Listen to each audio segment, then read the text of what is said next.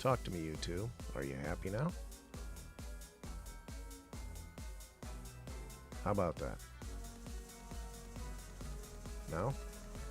Yes. What do you know? We're streaming on YouTube. Okay. Sorry for the delay.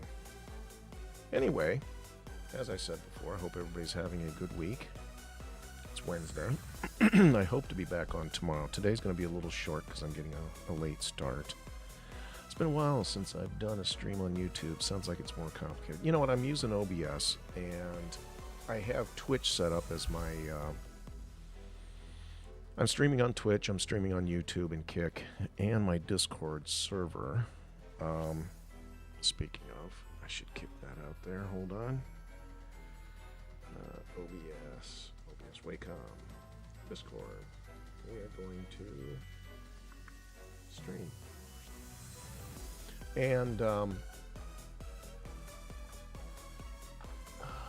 let's see. Applications. Device. Virtual camera. Hey, it's working on Discord too. How do you know? What do you know? Anyway, and the live is paused.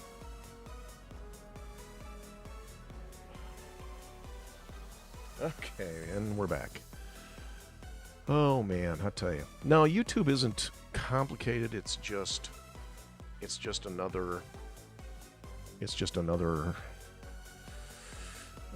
factor. It's another factor in trying to stream on multiple platforms, and it'd be really great. There is a service out there called Restream, and I used to subscribe to it back in the day. Turn the lights down a little bit. But it's kind of pricey, and until this channel / my sculpting business is making money, I've got to keep a limit on how much money I spend, if you know what I'm saying. What do they say? You got to make money, you got to spend money to make money, but you got to make money to have money to spend. You know what I mean? So it goes both ways. All right. So hi, Brianna. Yes, thank you. Glad you could join us today. I caught a little bit of Brianna's live this morning, and if you guys don't follow Brianna Poole, give her a follow because she was doing some cool stuff with a knitting machine. She does 3D printing. She's kind of like me. She's multi-crafting, I think is what she called it. That's a new term. Multi-crafting. But yeah, nice person, and she knows a lot about knitting. And my my future daughter-in-law, my son's fiance, actually knitted me a cap for my birthday, which was last month. And yes, you all missed it, but that's okay. I don't hold it against you. Kidding. Anyway, so let's get started here. What I'm going to do, for some of you that didn't see how we got this far, we're going to go back and we're going to redo this real quick.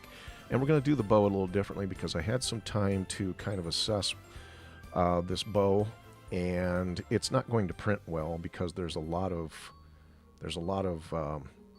well, it would require a lot of supports, and we don't want a bow like that. We want a bow that's going to print with 0 supports. So we're going to redo this a little bit. Screen. Nice, thanks for showing. Not sure what you mean, but you're welcome. All right, so I want to show you this first. This is part of our holiday collection, and I do have an announcement to make as far as the holiday collections go. So I'm going to start with the stuff you've probably already seen, but just in case some of you out there haven't seen it, this is our stuck Santa, and his penguin buddy just jumped off of the roof. That's never good. Anyway, so there's our stuck Santa. I'm actually going to switch scenes here. Okay, so everybody on YouTube and such can see it as well. So here's our stuck Santa. It's a container, as you can see. And again, TikTok, you can see it's a container. And then there's a little indent here, if you remember that we made for our penguin elf to stand in place here, waiting on Santa to finish doing whatever he's doing, or hopefully get unstuck from the chimney. And then you may have seen that one, but you have not seen this one. I was asking, I was asking if this is a different screen tablet. Yeah, this here. Sorry, you must not have been here last week. I did my first. I did my first stream with this. Allison, hey, how are you doing? Good to see you.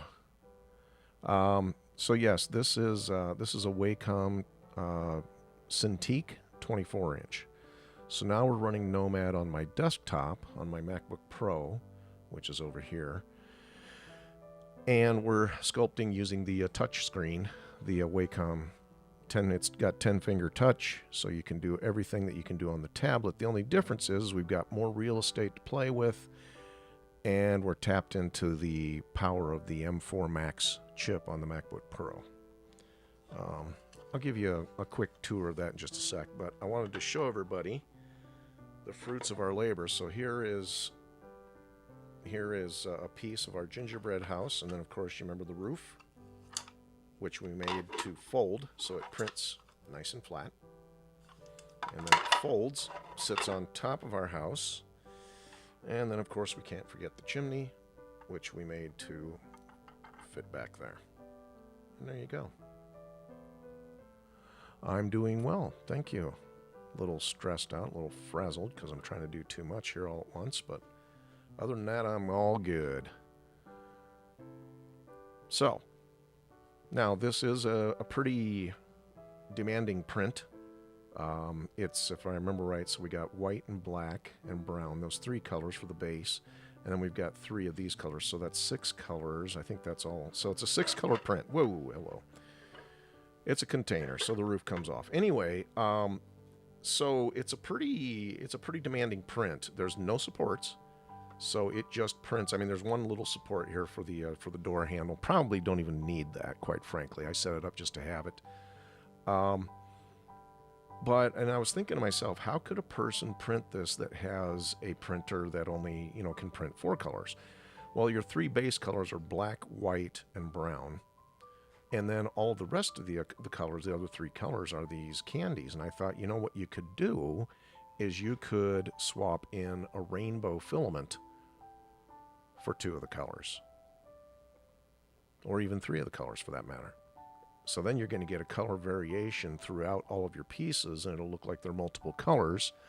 But you don't have to worry about, having 2 AMSs and printing with more than 4 colors. So there you go. That's it. That is the result of all of our combined labor that we've done over the past couple weeks to make this. And I'm happy to say that not only is it on my mini factory. Oh, there goes that penguin again. He's doing his best to get crushed under my feet. So I spent most of yesterday setting up my additional accounts. All right, for those new... Sorry, hold on. Let me bring TikTok over here on the screen. So as I told you before, if you go to my profile and you click on this link here, you can just send that to my house. Can you make me some teeth? I can, but I cannot guarantee how long they'll last. I'm sorry. Oh, Brianna, I like the stuck Santa. Should do a Grinch in the chimney. Well, it's funny that you mentioned that. So I want to show you this real quick before I move on to another subject. Okay, it's on a different screen. I've got 2 dang many screens here. But yes, Amy, I know I've got to get to the dentist too because I got some teeth issues. So I'm right there with you. Unfortunately, printing teeth will not. It just won't work. I can resin print teeth that the dentist can use to make real teeth and then put them in your mouth. So here we go. We've got Thangs. We're on Thangs and Colts 3D now. So we are on 3 platforms. I started to work with MakerWorld, and no offense to MakerWorld, but it just got a little too complicated. And they demand quite a bit from your models. I'll eventually be on there, but I just didn't have the patience yesterday to deal with them. So we've got a few extra links here. We've got all the platforms we're streaming on. We got, of course, TikTok and Instagram. We're not streaming on Instagram, but we got LD Foundries on Twitch. We're on YouTube, and we're on Kick.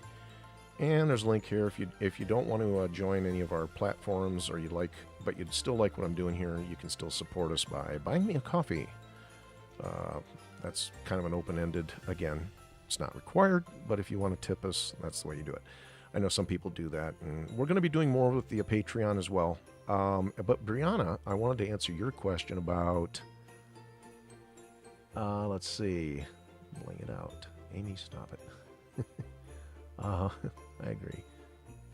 I don't put much of anything on there. Yeah, it's just they're just a little too demanding, and I get it. I understand what they're trying to do. They're trying to be the Apple of 3D model sourcing and, you know, control the product and the environment, but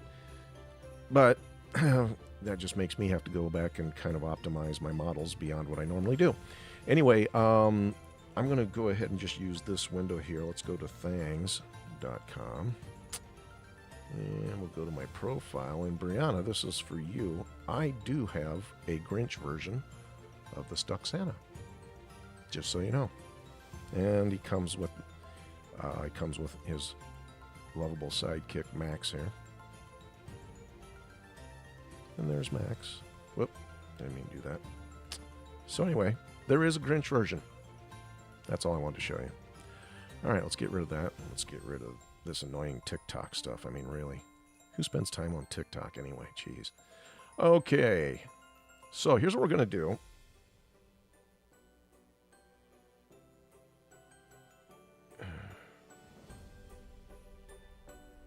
Getting phone calls while I'm working. All right.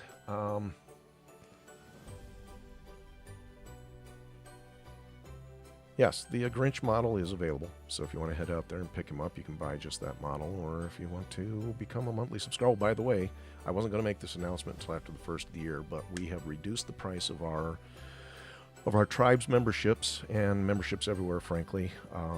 It's only $10 a month now.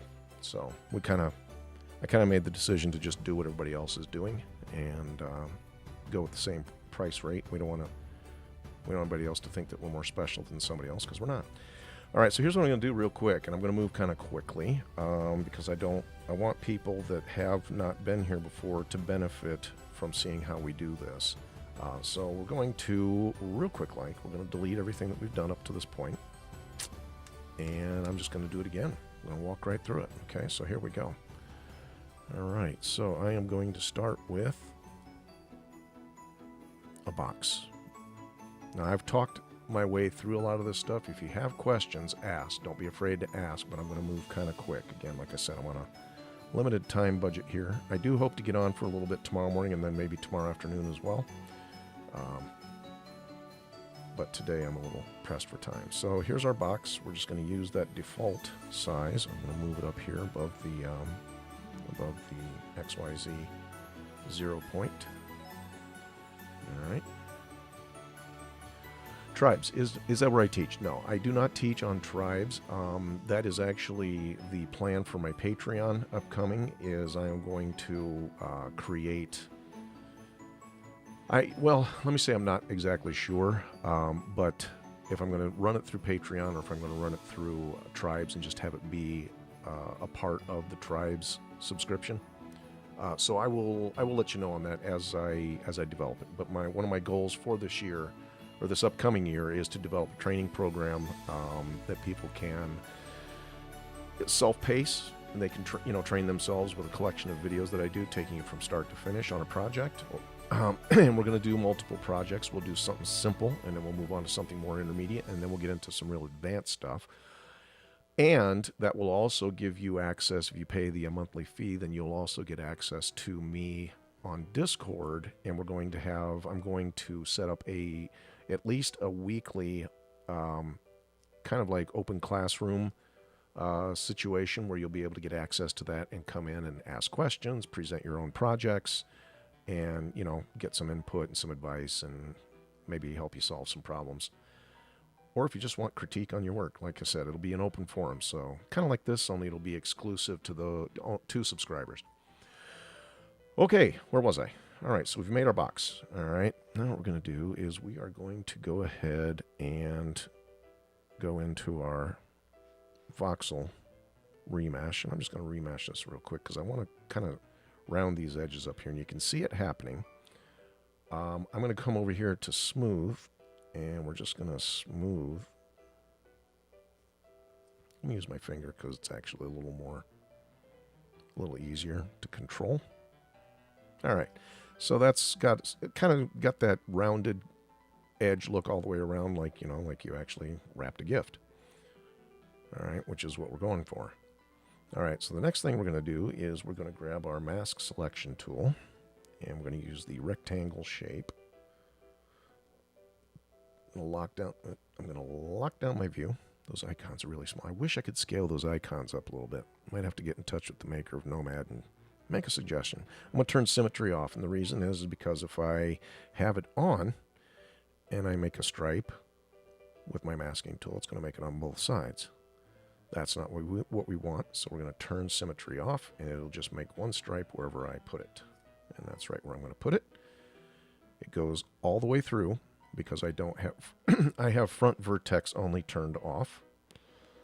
And then we're going to come over here to the side, lock the view, and again use our mask selection set to rectangle and make a ribbon mask over here on this side.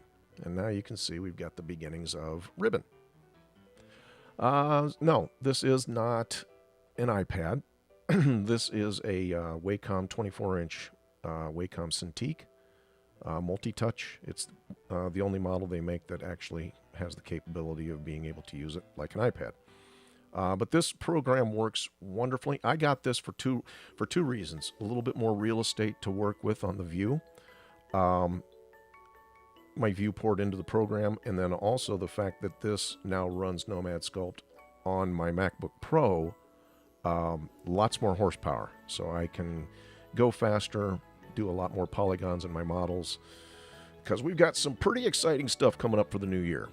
But again, not to take away from the iPad, that is actually my primary tool I use, especially when I'm on the go. If I'm traveling, or if I'm just sitting upstairs, you know, watching the Chicago Bears football team beat the Patriots and anybody else they come in contact with. That was for my sister. I don't know that they'll beat the Patriots, but we're going to find out. All right, so I have created my mask here, okay, and using the mask extraction in our mask settings, I'm going to go ahead and adjust the height.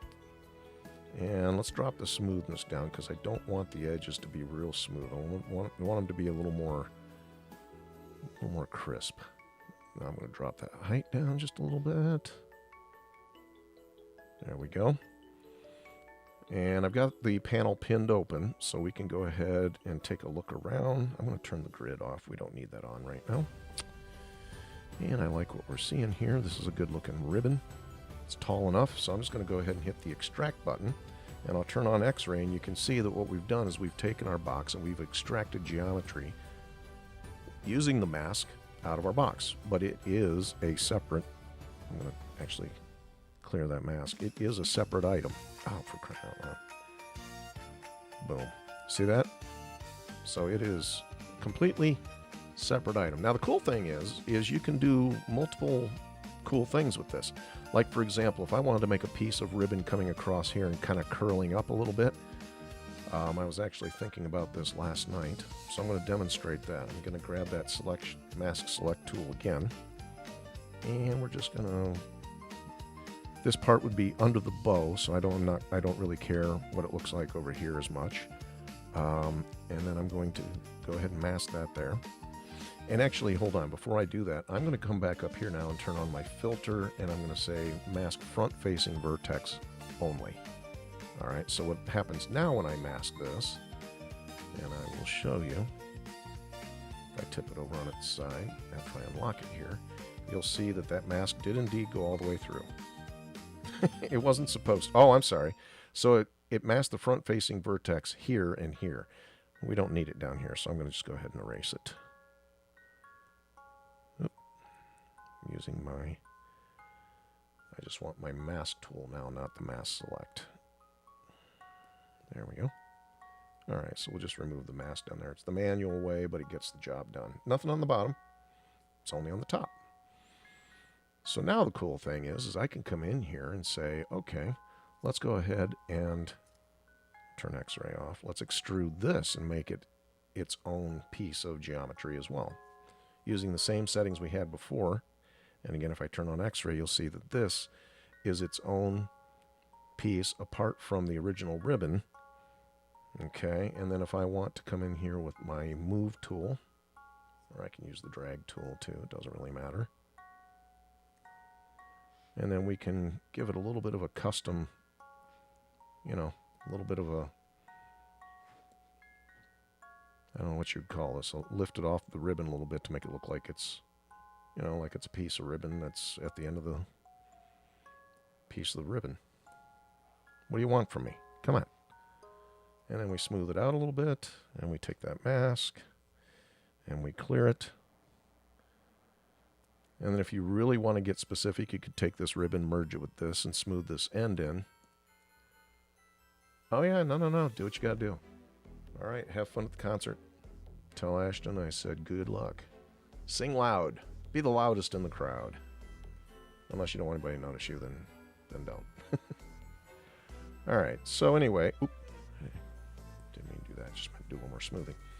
So anyway, that's something that you could do should you want to. And again, we just lifted that geometry off of our ribbon geometry. Just that easily. Alright, so I'm going to select that. We're just going to delete it because we don't want it right now. Alright, so let's jump into paint real quick so we can see the difference here. So we got our box, which is white. We'll go ahead and paint it with a base white just to make sure it's consistent. And then we'll paint our ribbon red. Okay, so we're well on our way.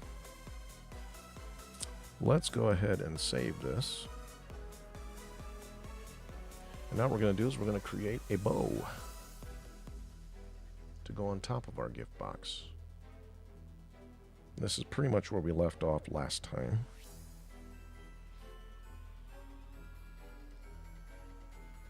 I'm going to put the bow on top. Now the thing that you have to remember when you're making anything in 3D space is if it goes past 35 degrees, you're going to have supports. All right, and what we try to do is we try to create things with as few supports as possible. Now in some cases, like for example, the train that I am printing out more copies of right now, for those of you who didn't see the train, I don't have one to show you, but you can jump out and see it on our videos and on our model profiles or platforms where we sell our models.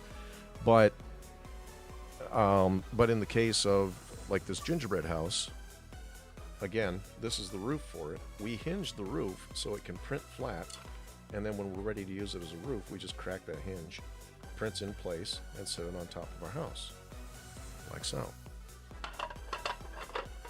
Okay. So, this prints with absolutely no supports. And there you go. So, we want to try and do that as much as we can, wherever possible.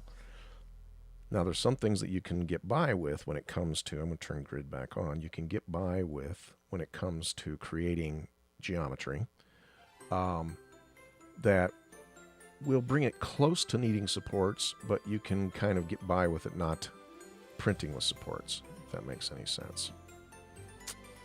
All right, we do want it closed. It doesn't come closed naturally. This is what it looks like if it's open, but I am creating a ribbon loop, so we're gonna close that, and then we're just gonna kind of manipulate this shape down to the way we want it. And what we're going to do in order to avoid supports is we're going to make this ribbon go a little more vertically, so not a lot of overhang here on the sides. Whoops. By the way, if you want sharp corners on your spline paths, you just tap the corner and it turns it into a sharp corner versus a spline corner. Okay, so this is close to what we would need. Now there could be the need for a little bit of support down here, so you have a choice. You can either go ahead and add supports when you print this right in there for that little gap. You can ignore it, which is what I'm going to do, or you can try again to manipulate this curve to be less than 35 degrees from perpendicular, so something like that. Now that would print just fine without supports. Okay.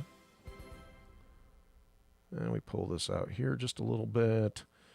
Once you get the shape, the profile the way you want it, you just go ahead and tap the green button, and now you have a tube. And while tubes are great and useful, let's go ahead and put this in the center. Turn on snap here so it snaps to the grid. A tube isn't really what we need for a loop, for a bow loop. I'm going to come back out here to the side. I'm going to turn X-ray on real quick. I just want to get this lined up. And we turn snap off now. I'm going to sit it right on top of the gift. All right. So again, tubes are useful for some things, but not so much for creating bows, at least in its default shape. So what we can do, and what we're going to do, is we're going to slip down here into Profile, and we're going to click the Profile panel. Now what that's going to do is that's going to give us our default profile. What are you drawing in? This looks massive and awesome. I have a Samsung 14-inch tablet. All right, so yeah, the screen's big. It is a Wacom 16-inch, I'm sorry, 24-inch multi-touch screen running on my MacBook Pro. But again, this application does work very well on Android and Mac OS, Apple iOS, whatever, Apple OS tablets. You know what I'm talking about. Apple and Android both. But yes, I've got a big screen here because I'm running this off of my laptop on a desktop version of Nomad. All right, so this is our default profile. Comes in as a square every single time. So what we're going to do is we're going to thin this down just a little bit, make it more ribbon-like. And actually, now that I think about it, I think I'm going to leave it a little bit on the thick side. Yeah, I like that better because that's a little bit more in keeping with the thickness of our ribbon that we have going across the present. All right, so it's still not wide enough, and what I can do now is turn on the radius adjustability for my points. And I'm going to start with just one radius, and I can widen the whole thing this way. Okay, we're going to have to adjust the profile again because I forgot it scales everything up. Now, one way I can get away from that is go here into my gizmo tool and then just stretch it like this. Okay, so that'll keep everything the same scale. And then when I come back to the edit mode and I switch on radius, now I can do what's basically adjusting individual points of this radius. Get the overall shape. This is a Wacom Cintiq, yes.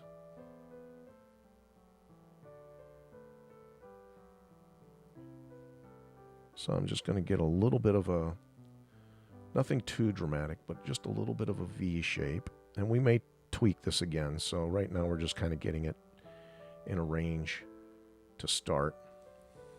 Okay, so there's a nice vertical ribbon loop. And it looks like, I can't be sure, it looks like our profile changed. Let's go back in here to our profile.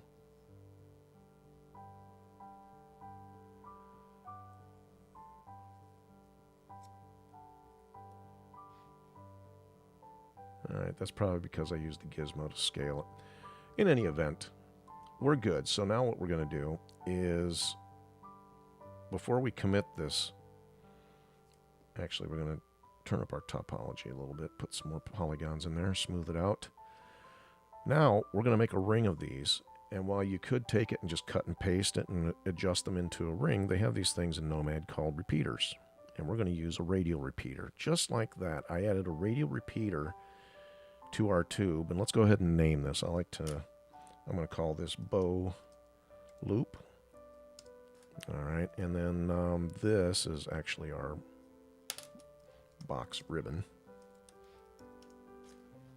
Let me put that back in its holder where it goes. Let's see, and then box, of course, is the box. So, by grabbing the radial repeater itself here, now you can see this is the default of a radial repeater. It comes in with 4. We're going to need more than that, so I'm just going to go ahead and increase the count here until we get something like that. Maybe even one more. Let's go to 9. It looks like 10. So basically what I want to do is I want these to come close to overlapping. So it will become a solid print object, and we're not printing separate objects here. Alright, so I think I might actually even go one more. Or what I might do is, let's grab one of these loops, lock our view, and let's just tweak the shape of our loop a little bit so we get some overlap.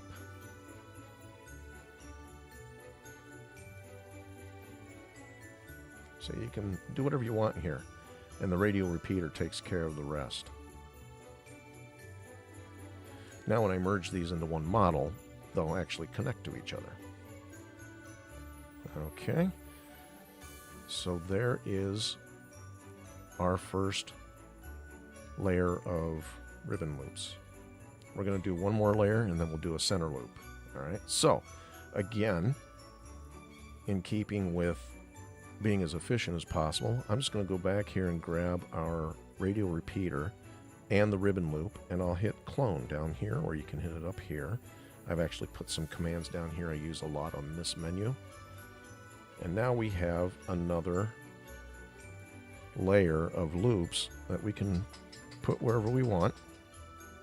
I think we'll go ahead and scale them down a little bit.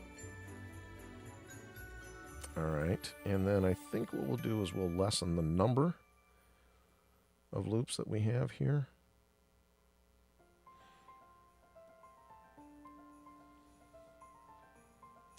And let's go ahead and grab one of these smaller loops. I'm going to come from the top here, lock down our view, and let's go ahead and widen these out. Again, so they make contact with each other. And this way they don't look exactly like the ones below them. Not that you can't do that, but introducing a little bit of asymmetry always helps people to appreciate things more aesthetically. Now, we have loops, overlapping loops, and that's fine. That'll all clean up when we merge it. But what we also have is we have this gap in here, which ordinarily would require supports. So we have a couple of options. We can modify this loop, all right, for the shape to go down into our existing loops. Oop. Didn't mean to do that. I meant to grab this. And then if you need more points, you just touch the path and it'll automatically add a point.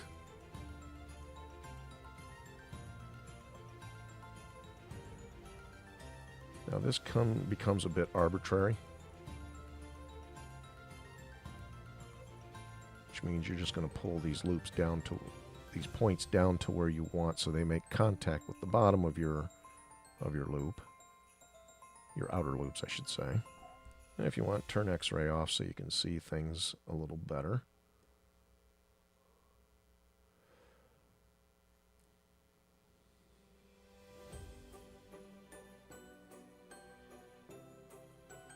Now, one thing that we have to take into account, sorry, I'm trying to lock my view again, is the fact that we're creating an area in here because it's longer. It'll be harder for it to bridge. So we want to pull this in a little bit and make that top transition a little more quickly.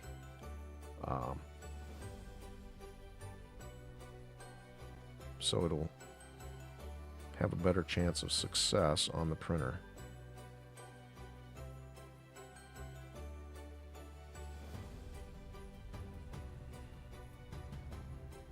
Okay, let's unlock that.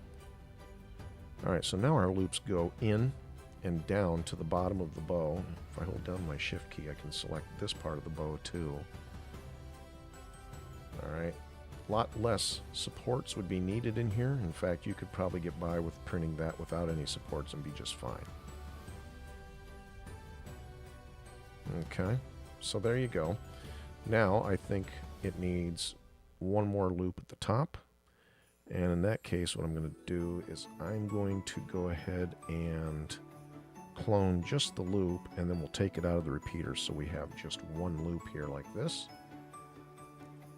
And then we will go ahead and edit this to sit in the center. So let's just change our profile of our tube here.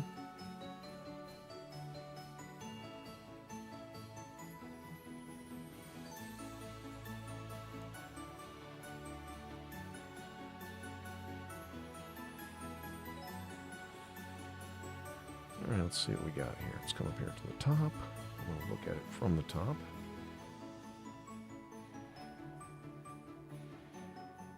Lock down my view and then grab it again. Alright, there we go. And we'll just play with the profile of this a little bit.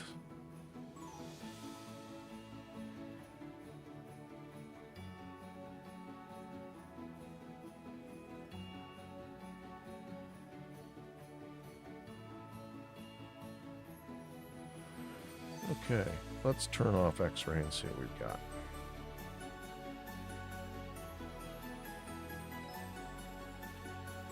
Alright, I like that. Now if you want your bow to be a little more sparse, again, you can come in here and play with the number of elements that you have in your bow. Like this top one here could probably do with a few less. We had it up here, I think, but if we drop it down a couple of items, or a couple of repetitions.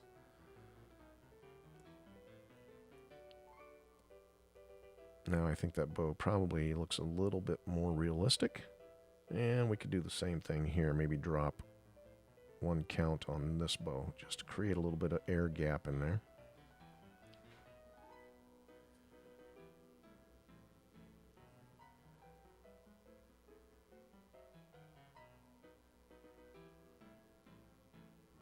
Okay, so we've got it down to 9, and then this repeater is set at 6, and of course we've got the center bow, the center loop, I should say. And all of this is going to print as part of the top of our gift anyway. It's not going to be a separate item, so we don't have to be as concerned. Now another thing that you could do is if you want a little filler inside of here, another little trick is you could just go ahead and add a cylinder.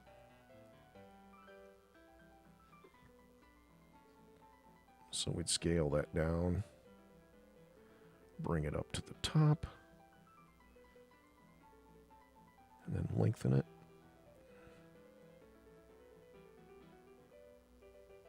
Maybe fatten it up a little bit. There we go.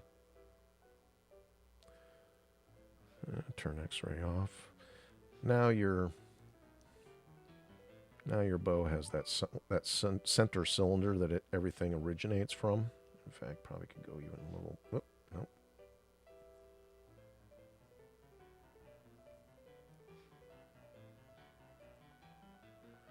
I want to bring it out big enough to catch these bottom loops here.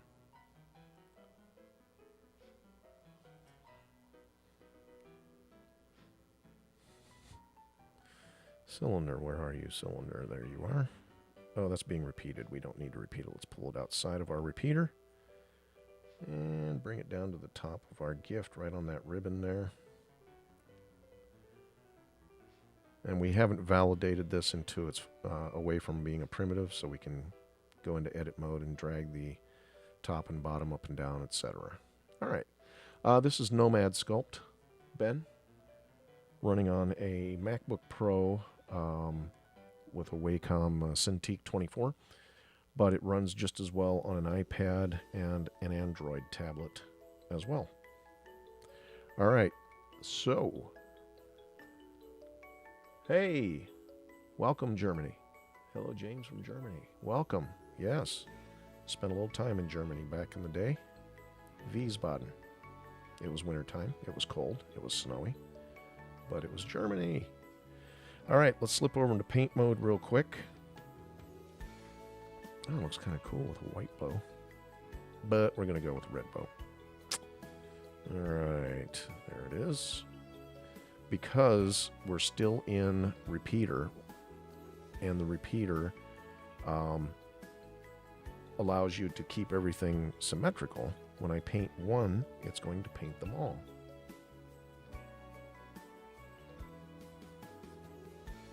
And there you go.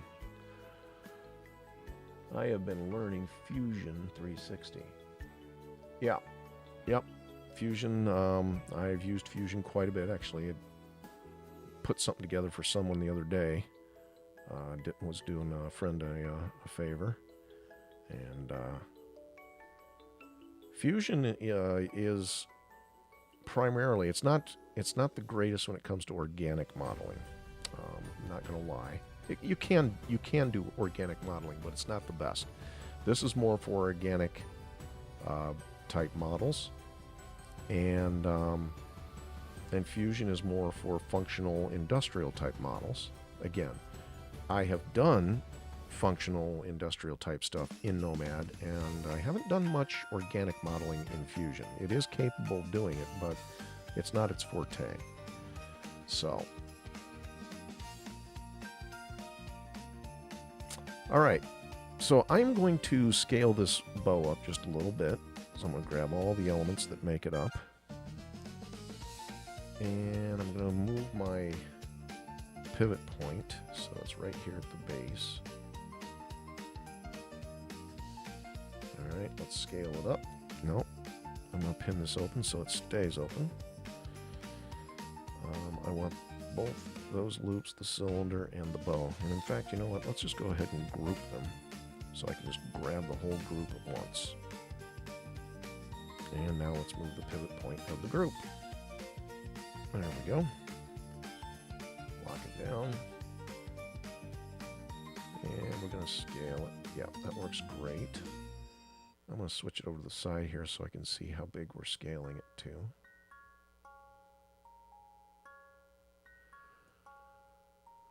Yeah, I like that better.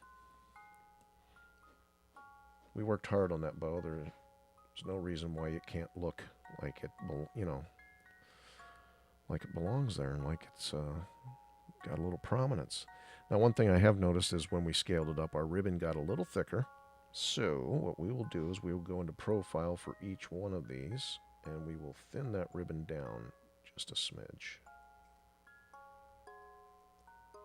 Profile, I'm going to pin this open so it stays open.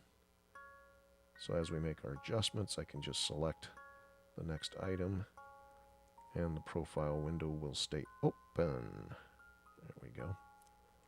All right, that works for me. When you need some constructive and functional Fusion is, yes, Fusion is very good when it comes to the functional stuff. This here is an example of something that I did in Fusion. We have to revise it because it's weaker in the joint than I anticipated. So we're going to do a bolt through with an indent here that holds the nut in place. And then, of course, this clamps onto a motor shaft for a kayak. So you can lift and steer the motor with your feet.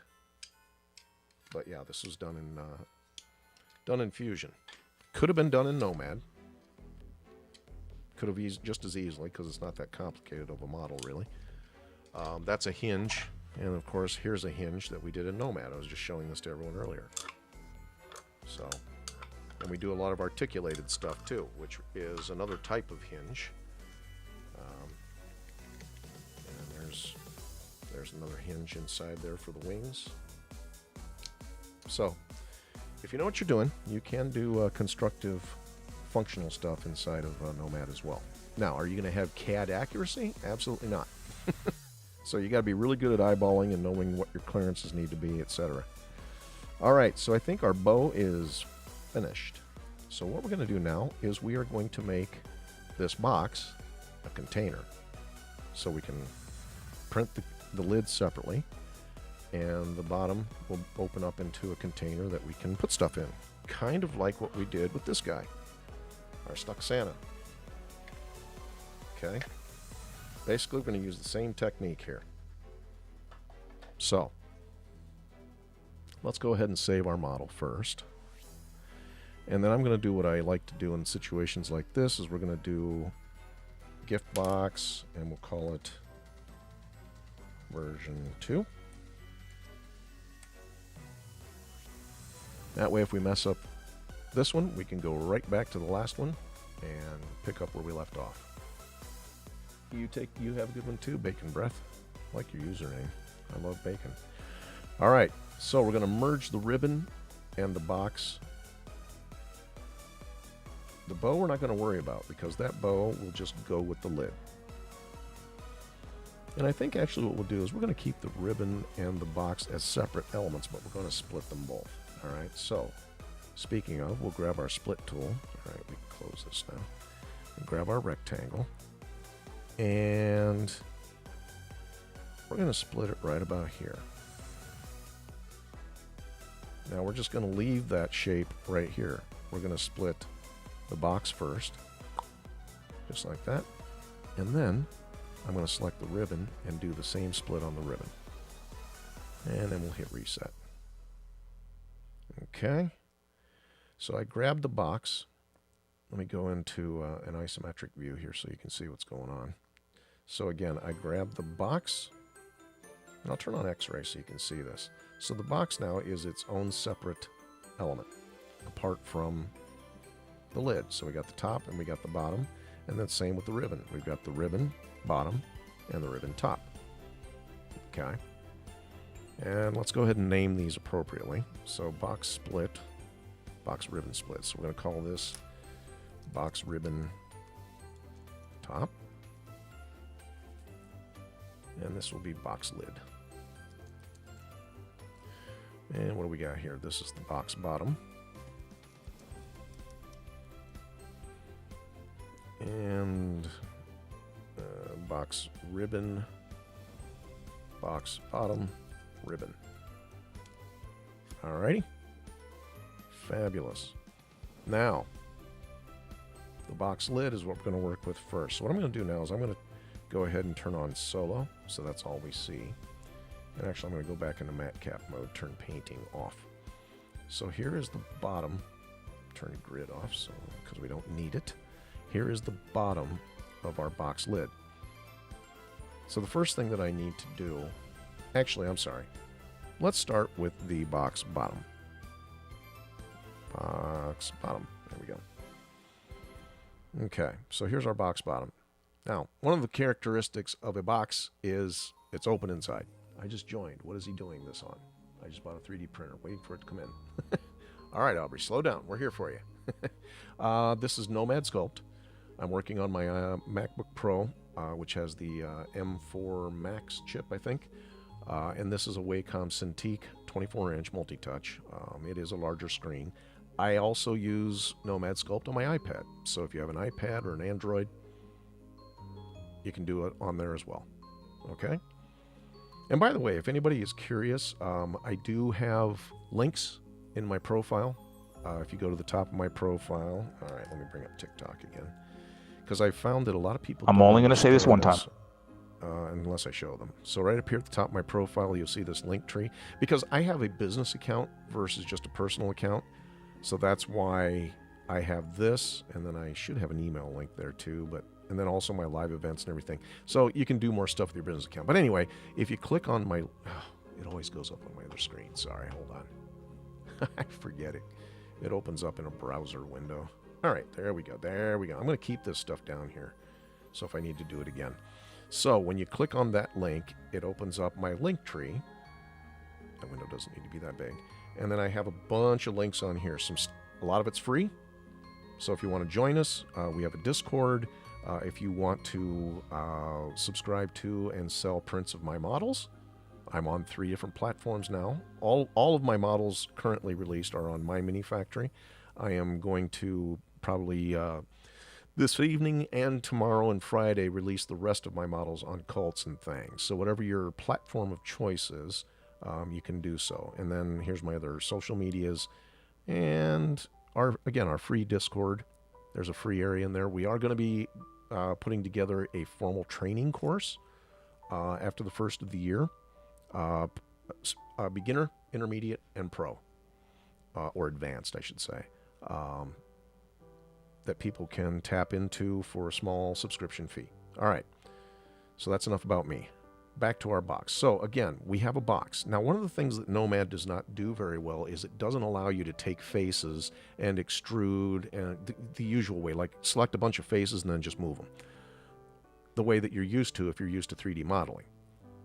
What you can do is you can do the same thing using masks, and that's what I'm going to show you how to do. So first thing I'm going to do is I'm going to remesh our cube just a little bit, just to smooth that edge, a little automatic smoothing. I'm going to unpin that because we don't need that to stay open. Then I'm going to go to the top view, all right, and I'm going to grab my mask select tool, and we're going to use the rectangle shape, and we're just going to draw a square, about like that. Leave a nice healthy wall. And if you don't like the size of it, you can grab it with one finger and move it around, and then use your other finger to scale it up or down, whatever you choose. Okay, so what kind of computer? This is a Apple. It's Nomad will run on both platforms, just whatever you buy it for. I happen to be a Mac user, so I've got it running on a MacBook Pro. All right, so again, here is our mask, and we're going to just tap it. Tap it. And did that mask? It did not. Why not? Oh, because I have it set to unmask. Let's try that again. Boom. Okay. Now I'm going to save that square because we're going to come back to it later. Okay. As you can see, and my filtering is set to... Oops, it is not. All right, let's undo that. I want to make sure my filter is set to front-facing vertex only. So when we do this mask, it only masks the front. Actually, I'm just going to get rid of that. We'll redraw it later. Okay, so there's what we've masked. And we look at the bottom, we'll see that front-facing vertex did work. It only masked the top. Now, when you want to affect anything when working with masks, whatever is unmasked is what's going to be affected. So if I were wanting to sculpt this, you know, the outside of this box, like if I wanted to grab my clay brush and build it up and do some kind of funky design, it would do it everywhere except where I have it masked. Okay? Now, I want to move this geometry. In order to do that, the first thing I need to do is invert the mask, because the geometry I want to move is on the inside. Now we've got everything masked except the square that we drew. I'll grab the gizmo now, and I'll move this geometry down. Just like that. We've created a box. Through the clever use of masks and gizmo. Now here's what's really neat. Let me show you something. Somebody's like, yeah, can you do bevels? Sure can. I can pull this up here. And then I can draw another mask on this. We're just going to do this for demonstration purpose. So if I go back to mask and I clear all, and then I grab my mask selection tool, and I do another mask, we flip that mask,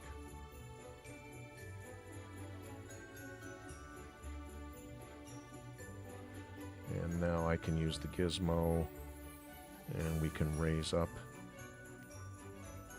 So we can do all cool kind of stuff, all right, with masks and stuff. So if you want to scale it, we can scale that, raise it up. So again, through the use of masks, you can create some pretty clever geometry that normally you would have to use, you know, you would have to grab polygons. You'd have to look at this in wireframe, grab your polygons, and here it's just a little bit more fluid. So like if I wanted to do something that's a little more organic, you know, like this shape here, and I wanted to extrude that away from my object. Again, all you have to do is just take your mask, and there you go. You've got geometry on top of geometry. All right. Clear your mask. So you can kind of start to see the power of this. Now there's other ways to use the mask tool with extraction techniques and creating other geometry, which we did for the ribbon and stuff like that. But this is where Nomad goes beyond just using primitives and fleshing out your composition with a primitive to, you know, creating a sculpture and putting armor on it, for example. Whoop. All right, don't know why it's not. Mask. So, oh, it's a selection mask. That was the problem. So same thing here. Go to mask.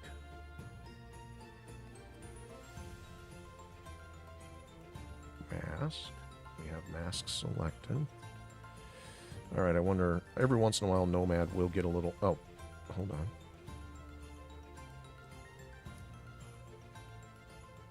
Weird. All right. Well, anyway, you get the point. You get the process. I'm going to go backwards in time here. We're going to get rid of these extra masks that we did, and we'll return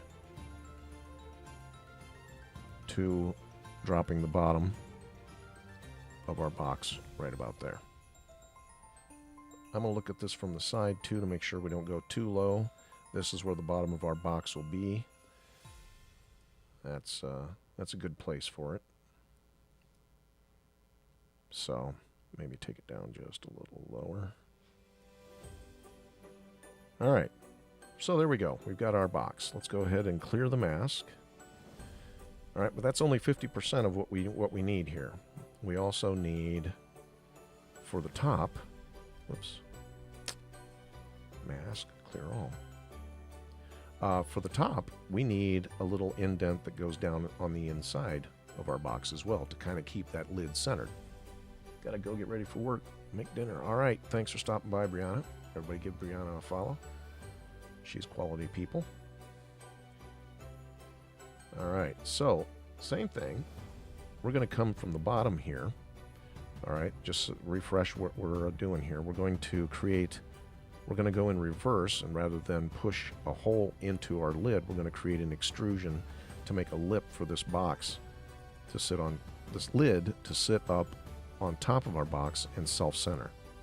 Okay, so again, we're looking at the bottom. Now, I'm not going to hide everything because I want to see the inner walls of my box, because that's going to be our guide for the extrusion for our lid.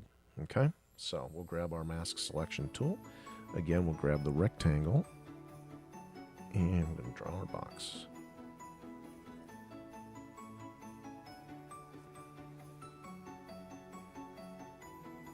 And I'm going to reset it. May take you a couple of times. Sometimes it helps, whether you're on an iPad or a large display like this, to use your other hand to help stabilize your stylus so you can get it right where you want it. That looks good up there. It might be a little far from the top, so I'll draw it a little further down here on the bottom, and then we'll just move it to center it up like that. That looks good. I like that. Again, going to double check filter front-facing vertex only, and then we just tap it to mask it. Get rid of that. Actually, we're not going to get rid of that. We're going to up our resolution a little bit. I like to usually work above 300 on a voxel remesh because that gives us a nice, sharp mask like that. All right, I'm going to tip it again over on its side here so you can see. And if I just tap the screen, we can hit invert, or I can just tap the screen and it'll automatically invert my mask. And now we use the gizmo and we'll pull it along the green axis here, and we'll make an extrusion down for our lid, and there you go. I'm going to clear our mask, and then we'll turn X-ray off. I'm going to come out here and I'm going to grab the lid. Let's see, there's the lid. There's the ribbon top. I'm going to put this up here with the lid. And then this is our ribbon. going to put that up here with the box lid. If I select all of this, we did select it all, yep. Grab our gizmo and lift it up. And just like that, you see, we have a lid for our box. And that's all the more complicated it has to be. I mean, you can make it more complicated, but why would you? Now, this will need some supports under here. But again, if you use organic supports, or I'm not sorry, organic, tree supports, because they look organic, they're not organic at all. But if you use tree supports, those supports will peel off very easily. And it's not that much in the way of supports for what it gives you in terms of functionality. All right, so real quick, let's check our paint job. I'm going to turn on X-ray because I do want to show you this. So we've got our box. I'm going to hold down Shift so we can see our ribbon, and then I'm going to hit Solo so we're only looking at these pieces. Now what you've got here is you've got a little bit of, because these pieces are fighting for the same space here, you're going to have a little bit of overlap. So that's what's going to make that color look a little inconsistent there. The only way to get around that is either to make this ribbon just a smidge shorter. All right, that's one way to do it. You could do that. Or you can merge these two pieces together and paint this top surface white. Personally, I think what I might do is I might actually try make it a little shorter. I've done the merging thing before. Nothing wrong with it. But I want to try something different. All right. Oh, we're affecting the whole thing. I had everything selected, not just the box or the ribbon.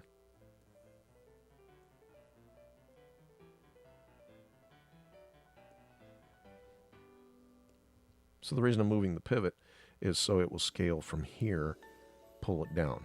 If I left it in the center, it would pull it from both sides, which would put the ribbon inside the box, which is not what we want. So we can do it this way, or another thing that we can do, let me show you probably even simpler way to do it, is trim the top of that ribbon. So I'm going to use my trim tool, and again, grab the rectangle, get kind of close here, and we're just going to take a little smidge off the top of that ribbon. Not that much, that's way too much. Just about that much right there. I'm going to zoom, oh, can't zoom in because that'll change our... So the cool thing is, the cut piece stays in place. So I can just move the model up and down to get it right where I want it. That looks good. Tap to trim. And now if we turn X-ray off and unlock it, you'll see that our ribbon is just a slight fraction below the box. And now we don't get that competition for the... Oh, TikTok, you suck sometimes, I swear.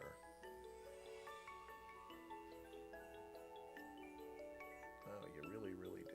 You really, really, really, really do.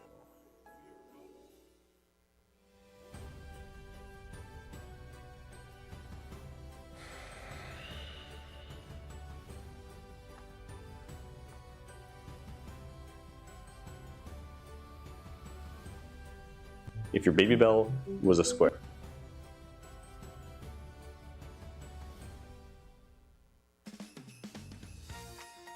Sorry about that. We got bumped because I didn't see the puzzle piece on TikTok. Wanting to make sure that we're still here. TikTok, we're still here. All right. So again, like I said, we trimmed the top off of this ribbon, and now the polygons are not fighting for the same space here and creating that anomaly that you saw with the finish of the paint. Now let's do the same thing to the top of our box, because if you flip this over, you're going to see we've got the same issue. I'm going to go ahead and solo that, and we flip this over, and again you see competition for the same area with polygons there. It's not a big deal. We can fix it. So again, I'm just going to come in here from the side, lock our view. And the ribbon is what we're going to trim. So we're going to grab our trim tool. I'm going to reset it. It's set to rectangle, which is the shape that we want. And then we're just going to move this up so it cuts off just to the very bottom of our ribbon, like that. Tap it. Sorry, Vision, I got bumped by TikTok because I wasn't watching for the magic puzzle piece to let them know I'm still here. Sorry. All right, so there you go. We've trimmed the top of the ribbon, the bottom of the ribbon, and now if we look at it again, you'll see it's nice and clean. The polygons aren't fighting for space when it comes to color. And there you go. We have a gift box. We have a gift box container ready to print. And I might just actually print it. Now, for some people who are curious about the whole object to Bamboo Studio, let's go ahead and open up Bamboo Studio. And I'm going to put this over here on my desk, on my touch screen, because we can. Before I'd have to do the interconnectivity thing between my iPad and whatnot. But now we can just do it all on one display. Isn't that amazing? All right. So again, here is Bamboo Studio. I'm going to go into our device here. Actually, let's preview the Holiday Express engine body, which we're printing 3 of those. Looks to be printing just fine. That's good, because I would be very upset if it wasn't. All right, let's go to prepare. This is where we're going to be doing most of our magic. It is a big screen, isn't it? I love it. All right, back to Nomad Sculpt, and we're going to touch the screen now. All right, so I'm going to come up here. We are going to save our gift box version 2. That's actually kind of a terrible preview. Let's do it like this. Images everything, right? Or it's something anyway. All right, so now what we want to do is we just want to export. We want to export this as an OBJ. So if you want to retain all of your colors on your model, then you want to export as an OBJ. And we're going to export everything that's visible. You can export everything that's visible, or just what's selected. I generally use everything that's visible for the reason of what you see is what's coming out. And there's all different kinds of settings that you can experiment with, and we can talk about probably more in a training situation, but right now I just want to put this thing out where it goes. I'm actually going to use my mouse here. Let's see, let's just call it gift box. Nomad, and that's where we'll drop it, because Nomad is the landing spot where I drop everything. Although we're on the desktop, I might as well just put it where it goes. Let's go into Wigglebuds, and I'm going to go find this in Finder so we can... Oh, it's on my other screen over here. My bad. Alright, we're going to duplicate this. And then this will be gift box. Real simple. Alright, go back to our gift box, or back to our Nomad Sculpt window. I drop it in the STL. I know it's not an STL, but that's where the files go that are going to go from here to Bamboo Studio. Speaking of, let's go back to Bamboo Studio. All right. We're going to go and import our STL. Okay. It's only 2 colors. Now it says it's too small and maybe in meters or inches. Do you want to scale to millimeters? And I just say no. I bring it in, and then it'll be small. But now I can control what size it is when I scale it up. Let's go 2,000. Alright, we're getting there. Let's scale it up even more, shall we? And it generally comes in on its side, which, again, it's not a big deal. Just hit R for rotate, and we'll sit it upright. Whoop, that was the wrong direction. We need to grab this arrow here. There we go. But, as you can see, the main thing is it is already printed or colored and ready to go. Now, there's just one problem. Okay, random question. But I'm looking at the Mac computers. I can't find a tower. Can't find a tower. Is it just... Oh, yeah, no, Nomad Sculpt has to... Or, I'm sorry. The Wacom... This is basically a monitor. Okay? This is just a monitor that taps into whatever computer you're using. So you can use this on a PC, on a Mac, whatever. It doesn't matter. But this is not a computer by itself like the iPad. The iPad is its own machine. But in order to use the Wacom touch tablet, it has to be connected to a computer of some sort. Oh yeah, no, I know. Yeah, there's and I can even use it in Nomad or in Bamboo Studio. Isn't that amazing? But yeah, Wacom has a lot of, or Wacom as it's pronounced, it's a Japanese word, has a lot of machines that are, or I'm sorry, a lot of monitors that are pen or stylus displays. But this one is the only one that they have as to date that is stylus and multi-touch. So, okay, so now we've got our box in here, but there's a problem, and the problem is this: our lid and our box are printing as one item. Okay, now there's an air gap here. It's not a big one, so you could conceivably print these together and then just crack that top off and be done with it. In fact, it might even be worth trying, but let's say, for example, that you don't want to do that. All right, so what I'm going to do is I'm going to come over here, I'm going to add another plate. And then on this new plate, we're going to go back to Nomad. And we are going to go here and select the box lid only. I'm going to solo it. And then we're going to go back to OBJ and export visible. Remember what I said earlier about visible? Well, now we're only going to export our lid. Okay, so let's go ahead and hit export. And we're going to call this gift box lid. We'll save it. And then the converse, we're going to go ahead and select the box bottom. Actually, this ribbon should be part of that. We'll solo that. And now we'll export this as its own file as well. Export. And this will be gift box. And we'll just call it bottom. There we go. So, now when we go back to Bamboo and we import this object, we're going to grab the bottom and the lid at the same time. And I click open. Again, it's two colors. I'm going to hit color match. We're still going to have to do some color merging and stuff up here, but we'll deal with that when we get to it. Again, say no. And then again, color match, two colors, and no.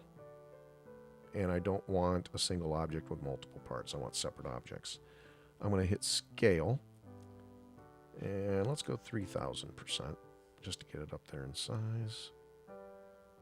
And then I'll manually scale it.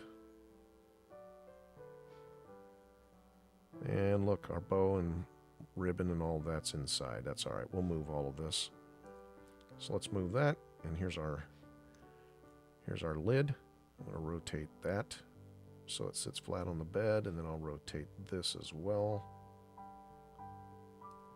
There we go. Let's add another plate here. So there is our box bottom,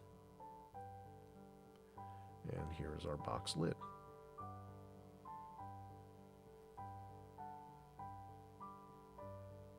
And Bamboo's complaining because it's a large file, because it has lots of polygons, and that's all right. Sometimes I decimate the model, and and make it more efficient, and sometimes I just leave it the way it is.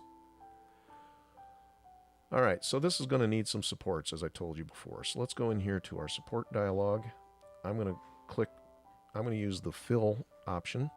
I'm going to highlight the overhang areas. I usually go 35 to 40 degrees. And then I'm going to set it to paint only on the overhangs. And then I'll just click here. Boom. There you go. We could put supports here on the bottom of the ribbons too. Don't need to, but couldn't hurt. All right, and just like that, that's the only supports we'll need. Okay. Potentially could use supports here in the center of that ribbon, but I'm not going to do it. I'm just going to let the bridging of the printer take care of that. I'm going to go over here and turn on my supports. We'll enable the supports. I want to use tree manual. And then for strength, I usually don't print over 8 to 10% on infill. And let's get fancy. Let's use gyroid for the infill. And then we'll slice the dickens out of this thing. Let's see what we come up with. There you go. Let's look at our line type. I wish there was a way to turn seams off because it drives me nuts. Alright, so like I said, we're going to have a ring of supports around the edge of our box lid. The bottom's purple, which means it's making perfect flat contact with our print bed. Move this view to perspective, make it a little friendlier for those that are not used to looking at orthographic displays. And there you go. There is your box lid. The timing on this, it's kind of large. This is on a Carbon X1. Looks like the model printing time is going to be 5 hours for the lid. 5 hours, 20 minutes. And then for the box bottom, which will require no support, so we'll just go ahead and... Alright, that says 1 day, 1 hour. So 25 hours. Now, again, this is a pretty big box. It doesn't need to be that big. You know, you can make it a lot smaller. Right now I've got it 11,028. So let's cut it size in half. Let's go down to 5,000. You know, maybe somebody's getting engaged and they just want a little box to put their ring in. Just using my imagination here. We can get rid of... we'll keep it for now. Alright. That's a little small. Let's go a little bigger. Let's go 7,500. Yeah, it's a little more of a respectable box size. There we go. Alright. Now let's do some slicing. The box bottom will take 16 hours. And keep in mind, this is a multicolor print, so there's a price to be paid. 2 hours 50, so 3 hours for this. I love my computer always crashes. Your computer, what kind of computer you got?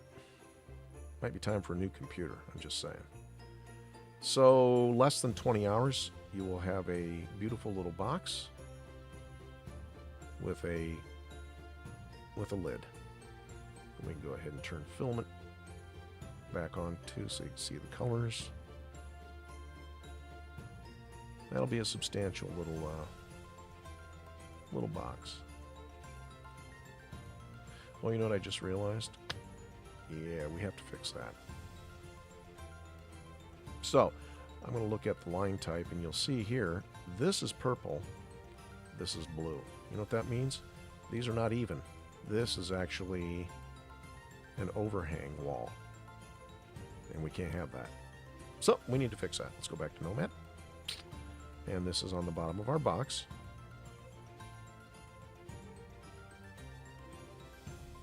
And you can see right there's the problem. Alright? That gap there.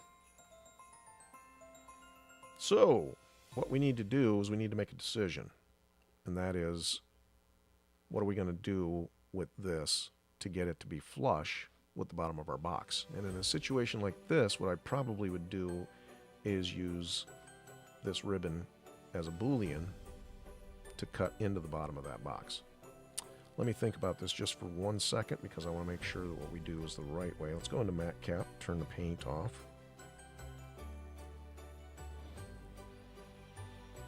Okay, we turn solo off. can stop using my mouse. That's why we have the touch tablet. Alright, so remember what I said before about saving versions?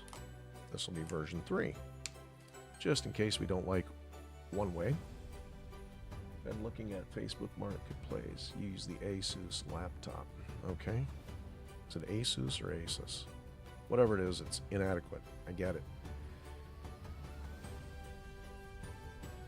So there's a couple of ways that we could do this. Again, we can use this geometry on the bottom of the ribbon as a boolean and cut into the box and then move the ribbon up so it's flush with the bottom of the box.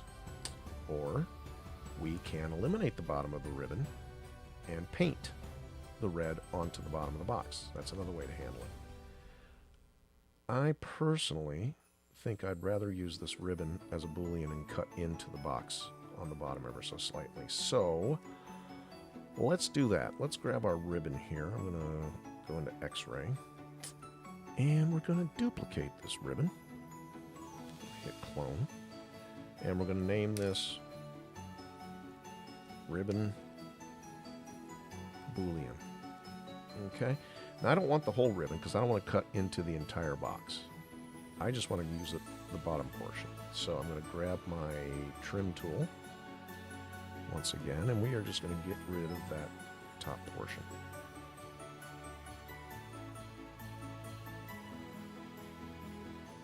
Like that. Okay, so all that's left now is the bottom. Oh, goodbye. Don't need you anymore. Thank you for showing up. Oops. And I must have undone what I did. Alright. There we go. Alright.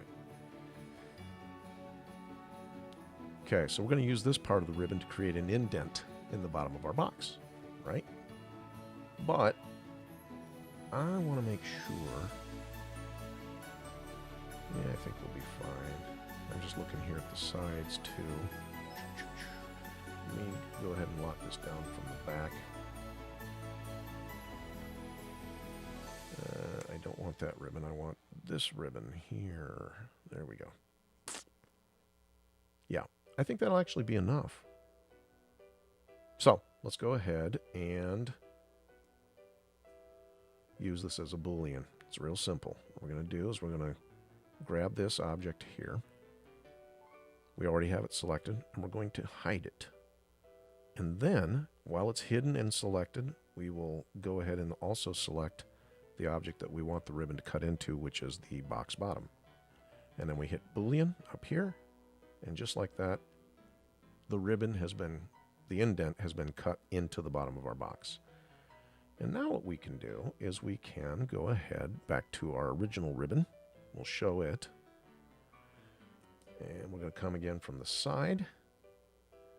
I'm going to use our gizmo, and we are going to move that ribbon up to just be flush with the bottom of our box like that. Okay, again, I'm going to use two hands here to stabilize my stylus. And that should be perfect. Let's back out. We'll turn off X-ray, and as you can see, our ribbon now is flush with the bottom of our box. Now, one thing that I didn't take into account was this little business here. So what I probably should have done was I should have extended that boolean up the side just a little bit. Fortunately, we can still do that. Let's go ahead and undo. There we go. And once more to get our ribbon back. Go back into X-ray mode. Let's lock this down. Come on, while we're young. All right, and again, we'll use our split tool.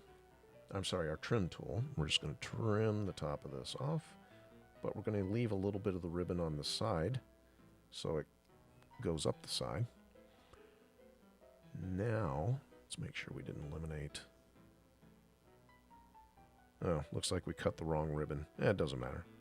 We'll just use that as the boolean, and then this will be our regular ribbon. So, regular ribbon, or ribbon boolean. We'll pin this open so it stays open. And then our box bottom. Again, we'll hit boolean. Boolean. Boom. We've got our indent. This is our, I'm going to rename What happened? Oh, looks like we cut both ribbons. Let's do that one more time, shall we? There we go. The Boolean. There we go. Okay. All right. He can be taught. It takes a while. Boolean. We're going to hide our original ribbon. We don't want that. Ribbon Boolean. Hide the original ribbon. There we go. Now we're going to trim the Boolean ribbon. Whoop. Need that a little bigger. Let's reset it and do it again. All right. From the top. Leave a little bit of the ribbon going up the side. There we go. Now we got it. Okay. Now, our ribbon Boolean, we'll hide it. We'll select the box bottom, and then we will Boolean that out of our box bottom. There we go. Now we turn on our original ribbon, and that'll be the one that we move into position. Grab our gizmo tool, and I'm going to stabilize with both hands here. And bring that ribbon right up to where it's flush with the bottom of the box. Now what that did here also is it moved our ribbon up at the top. So that same trim that we did before to bring this below the top of our box, we have to do that again. Right about there. Trim.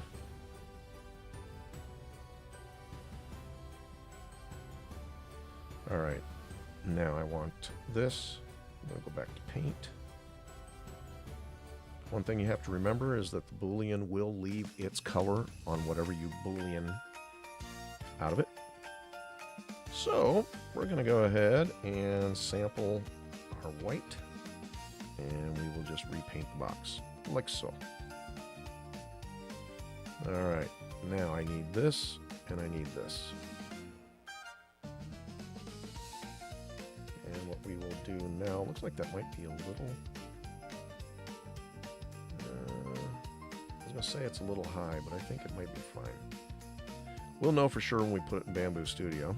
Let's double check the top. Let's clean up here. All right, let's go ahead and export this one more time. Everything that's visible. So again, this will be our gift box bottom. It's going to ask if we want to replace it, and the answer is absolutely. Back over to Bamboo Studio. We will get rid of this one. What is the size? 7500. Just to make sure when we pull in the new one.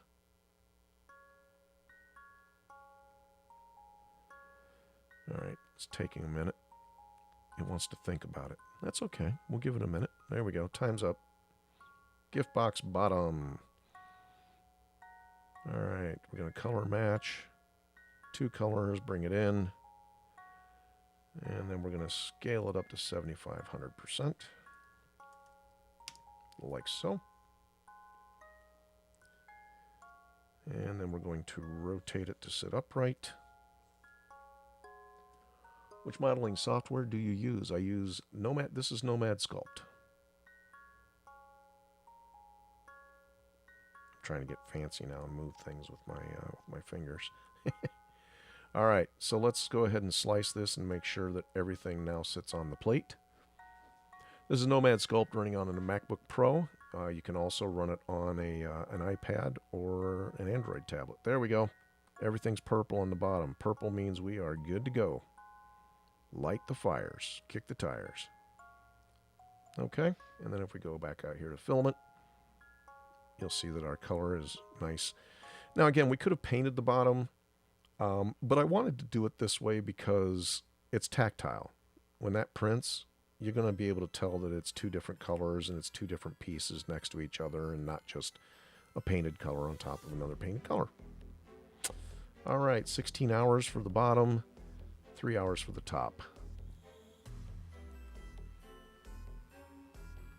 And that is how you do that. Let's double check our train again. I've got 3 other printers that are begging for something to do. I think I need to get them printing on track pieces. A little hint, a little, not a hint, but a little, I don't even know what the word is. Sorry, my brain isn't braining right now. preview of things to come. We are actually going to be... Let me open it up for you so you guys can see this. Let me, first of all, let me turn off Solo, turn off X-Ray. And we're going to resave. Actually, we're going to save this, and then this will be our... We're going to save it as box version 3, and then we're going to rename this. Rename. Where is it? There we go. This will be box, gift box, final. And then we can get rid of the rest of the ones that we don't need. Delete. And that's our base. Alright, so this is the one that I wanted to show you. For those of you who haven't seen it yet. And I do apologize. But I gave away 3 trains. 2 of them are actually sitting in shops looking for new owners. And then my wife's train I gave to my sister, or my aunt actually. She wanted it. So now we're printing 3 more. But in the after the new year, I'm going to rework this train. We're going to do different trains for different holidays. That's just one of the things we're doing. But like the cowcatcher here on the front, if I slip into X-ray mode and select that, oh, I'm sorry, it's all one piece. On this machine it is. Never mind. The cowcatcher is modular. It plugs into the front of the train here. And I was talking with someone about doing that with the rest of the train, and that's what we're going to be doing. We are going to be making this all. I've got my photo sweep here. Oh, that's something that I can show you real quick too with the gift box. How to use and bring in the photo sweep to get renderings for whatever you need them for. But I'm gonna re-engineer this train. No pun intended, although it does work that way. I'm gonna re-engineer this train to be snap fit, so minimal supports, and then you'll be able to print the pieces and click it all together. The wheels are already held on by a wheel cap. The cowcatcher plugs into the front. But yeah, as much as I can, like this will click into the front. Same thing with this. These will click together. The whole platform thing will print upside down, so there'll be no supports there. And then this will click into that. It's going to be awesome. A lot of clicking. If you're the ASMR type, you'll love it. Cut in time, 6:12. Thank you. Appreciate it. Okay, so let's go back to our gift box. I'm going to show you one more little trick. Oh, shoot. It's not on this machine. It's on my iPad. Oh, I really need to move everything over here. You know what we're going to do? Actually, we're going to try something. I'm feeling saucy. If you bear with me real quick, I'm going to run upstairs and grab my external drive, which I back everything up to, and we're going to try and see if I can import a scene into the desktop version of Nomad from a laptop or a iPad version. Sound good? All right. I need to learn to create models. I'm new to 3D printing. Hold on, Sam. I'll be right with you. Give me 1 second. I'll be right back. Just need to grab my external drive.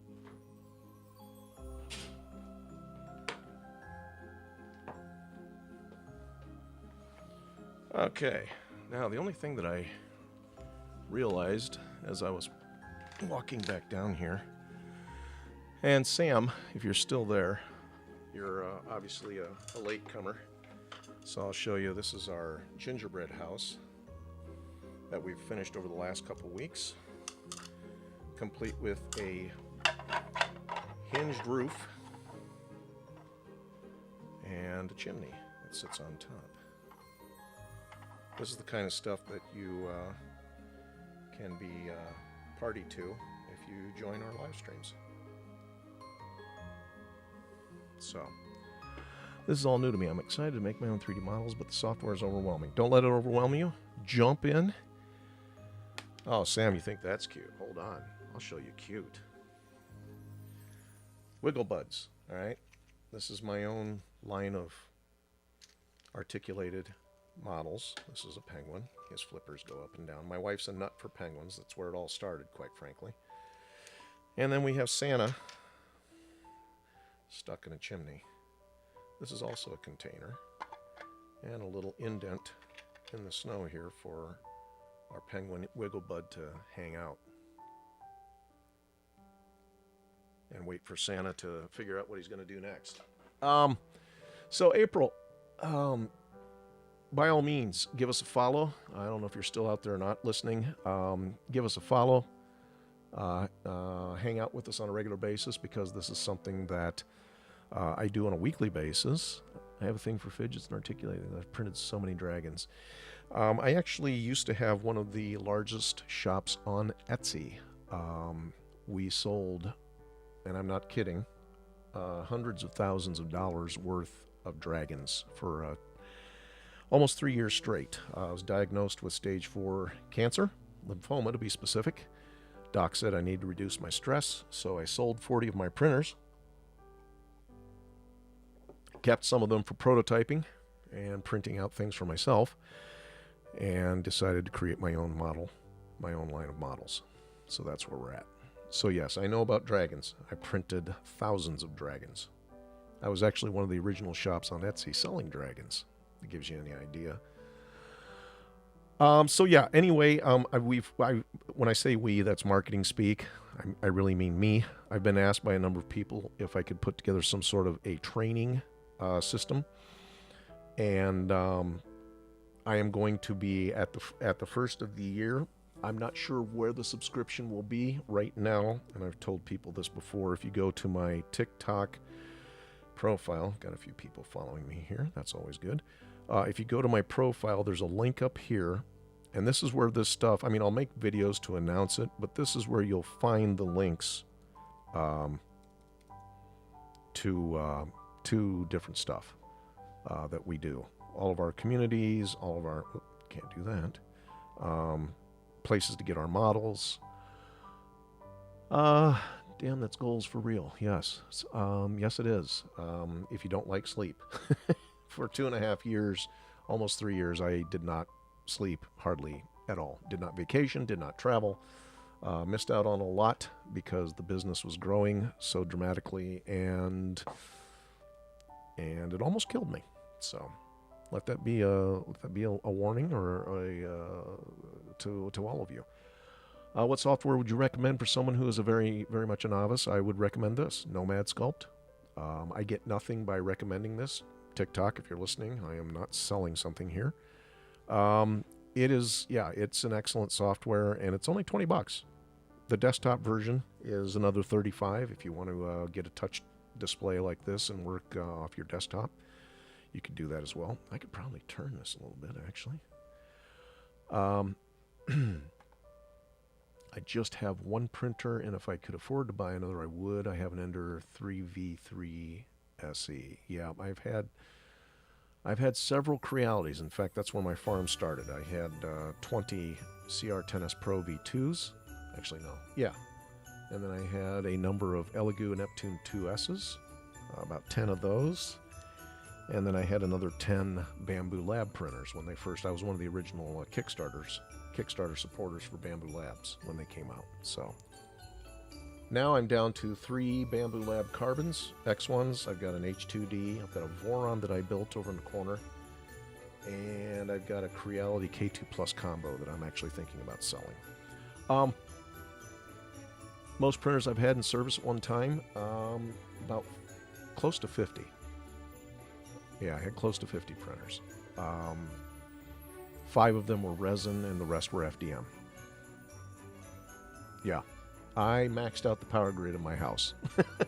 If I turn them all at once, I would trip the breakers. So I had to start them in stages. All right, so here's my external drive. It's a 4 terabyte SanDisk Professional. I forget what the model number is on this. It's a it's 4 terabyte. That's all you need to know. Anyway, I'm going to see if we can plug this into my display up here and actually get this to pop up on the desktop. I don't know if it will, because I don't know if this display will put out enough power to run this. If it doesn't, then I'm going to have to unplug a monitor, because I've run out of USB ports. Yeah, it's not showing up. All right. Yeah, it's not... Hold on, there's another one over here. Let's try it over here. Power should pass through. No, that's actually not a USB port over there. I thought it was. Didn't make sense why they put one on each side. Alright, so I can't unplug the Wacom. Let me unplug one of my desktop monitors. Okay. Hopefully it won't unplug the wrong one.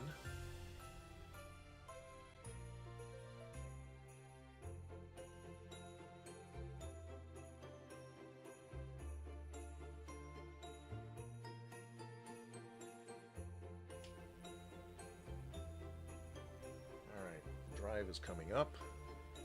I've moved you guys all over to a different monitor, so I'm going to be looking off into the other direction. If anybody is watching on Twitch, I apologize. Alright. I've been teaching my 11-year-old to help because I had knee surgery. Oh, sorry to hear that. My wife needs a new knee. So, I get it. Yeah. Well, I hope you recover well. And, yes, teach your 11-year-old some responsibility. Nothing wrong with that either. All right, our drive is up, so let's see now if I can open a file from... Let's see, we'll have to do an import. Oh, I don't want to do it here, though. What am I doing? Hold on. Let's grab that there stylus. Let's open up our gift box.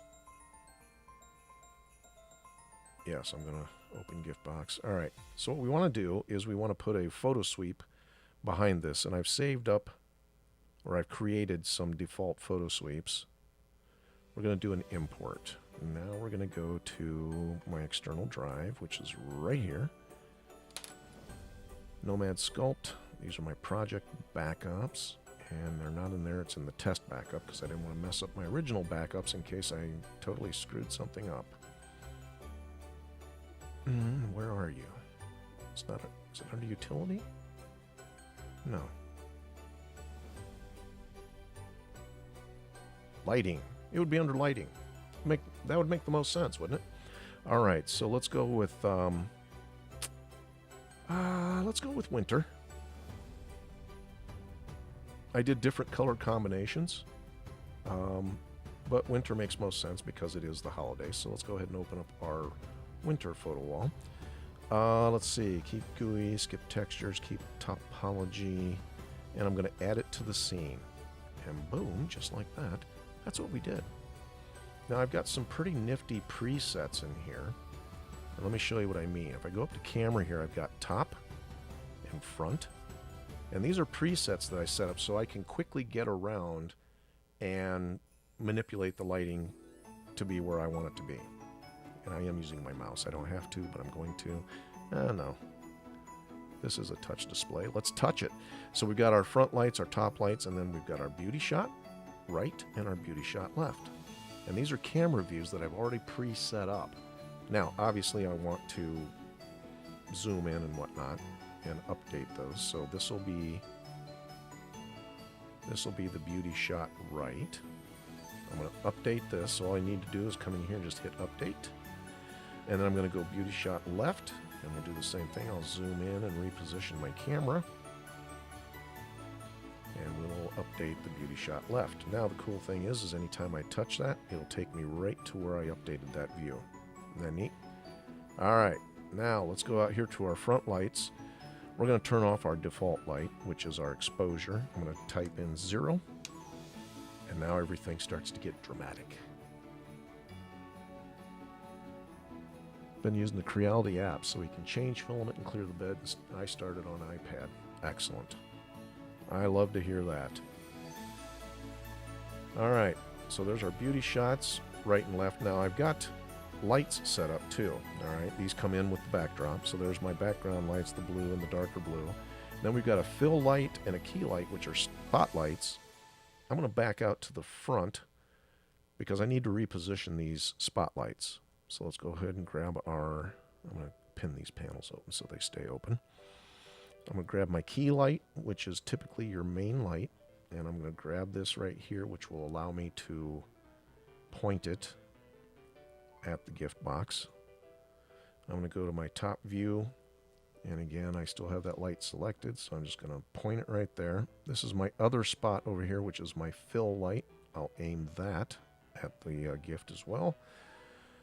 I'm going to go to the front view. Make sure that my spots are pointed.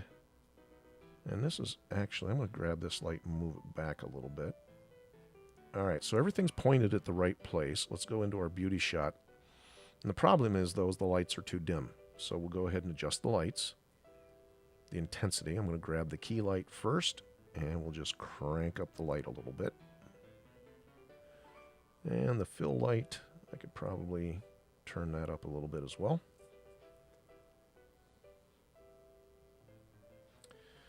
I'm trying to find someone that can make me a life-size raven. We could talk about that.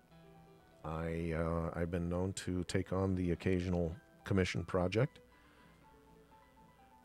All right, so there's our beauty shot. So now if we want to use this somewhere, I would go to render, and I would do custom, because we don't need all of this real estate, so I'll just pull the width in a little bit. And then we can lock it, and I can decrease the resolution so it's not quite so big. Just do a little tweak there, update our camera for the beauty shot right. And then if we hit render, it'll render out a PNG that we can then use as a preview of our product. All right, and if I come up here and grab the box lid, we can raise that up, maybe rotate a little bit, create a little drama. Again, pull it up. And now you can do a shot where the lid is coming off the box. Render that out. I probably should be rendering these, shouldn't I? All right, let's do this. All right, so again, if I mess with my settings and my views and whatnot, I just go back here and hit beauty shot right. Takes me right back to where I want to go. I'm going to go ahead and export this. And let's see, might as well put it where it belongs. Wiggle Buds, we're going to product photos, where it is product pics, and we'll call this box final right. And then I'm going to change my camera view. We're going to look at the beauty shot on the left. Same thing, I'll do a quick render there. And we'll call this gift box left. And then, like I told you before, we'll go ahead and lift that lid off of there. I'm going to go back to beauty shot right, because that's the better lighting. Sent me a message. Excellent. Excellent. We will talk about ravens. All right, I'm going to rotate this a little bit. Again, just create a little drama. I'm going to zoom out and back, and probably right there. That should be fine. Let's do a rendering there. And we'll say gift box open.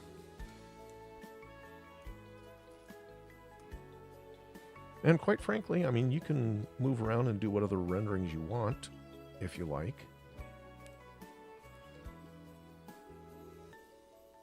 If you want more of a looking in, into the box type of render, we can do that too.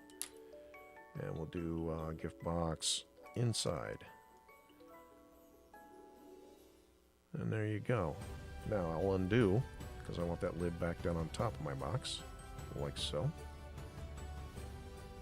And that's actually not a bad shot, so let's do that.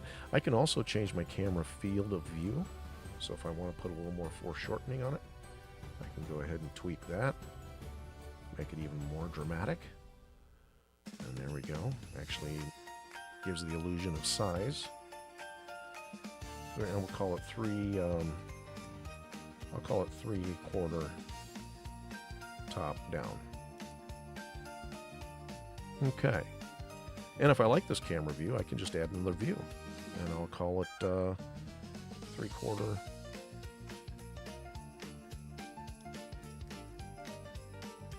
top down.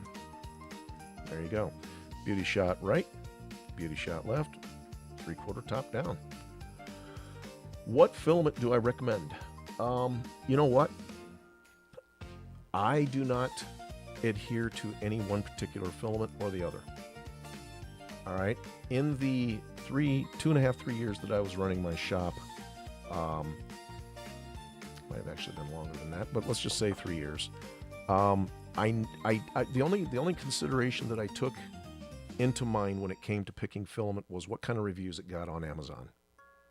Okay, I have only run into 2 rolls of filament in my entire filament career, and I have literally printed thousands of rolls of filament through my print farm, and there was only 2 rolls that had too much resin in the PLA, and it was very sticky, and I didn't like it, and gave me mild issues. But other than that, as long as you stick with 4-star or better filaments on Amazon, I shop for color before I shop for brand. So in other words, if I'm doing, a particular model and it requires a particular color, that's what I would look for first. I would find my color, and then I would check the reviews or the ratings, and say, yeah, let's give it a shot. And of course, I have an Amazon Prime account, so if something worked out to be cruddy filament, I could return it. But I literally, and even the 2 rolls that I got that I really didn't like, I wound up using them, but I just thought, you know what, I'll never buy that again. And the ironic thing is, it was an off-brand. It was just some off-brand. It wasn't even one of the major brands. So if you want to stick to major brands, I love Overture, eSun, Sunlu, Bamboo Labs got good filament. I think it's a little overpriced. Sorry, Bamboo, if you're listening, not trying to make any enemies here.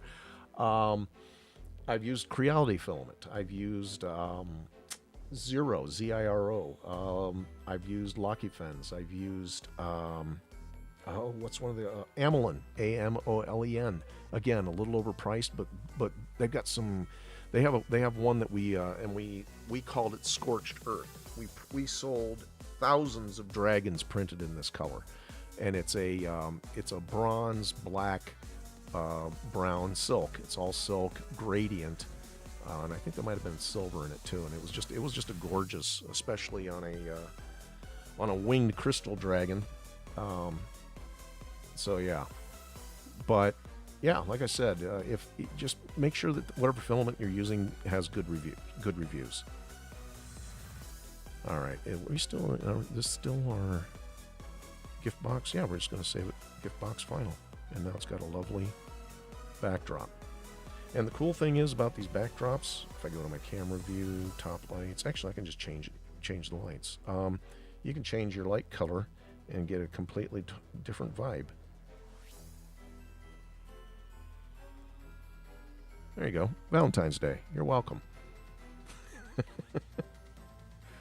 Let's see. I've looked everywhere for a raven I like with very little luck. Ravens aren't small birds. No, they are not. I just bought a bunch of Soylent. Yeah, I've printed with Soylent, or Solean. Got 12 1 kilogram rolls for 95. 12 at 95. That's a little under $10. That's a good deal. It's a very good deal, actually. Yeah. If you want to send me some, feel free. No argument here. That's a little light here on that. I just realized I might need to change my transparency on my menu. I'm still setting up my desktop version of Nomad, to be honest. All right, I like that. We'll go ahead and save that. Gift box final.